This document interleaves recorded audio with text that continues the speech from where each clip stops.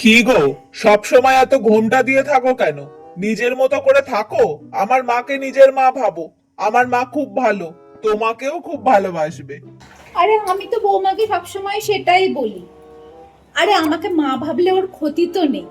আমি তো ওকে মেয়ের মতনই দেখি। আচ্ছা মা, মা যাও তো, আমার জন্য একটু জল নিয়ে এসো। ঠিক আছে মা, আমার স্নানের জলটা বাথরুমে একটু ভরে দাও তো, আর নাইটিটাও দিয়ে দাও। আচ্ছা দিচ্ছি।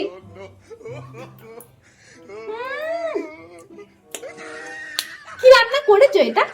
এটা তো মুখেও দেওয়া যাচ্ছে না। রান্না তো করতে জানো না, কাজে তো মন নেই মোটে। এই এই মেয়ে, ভুলে যেও না আমি তোমার মা নই, তোমার শাশুড়ি হই। আমাকে এভাবে কথা বলার সাহস কে দিয়েছে তোমাকে? বেশি সাহস বেড়ে গেছে। যা বাবা, বললো যে আমার মা হবে।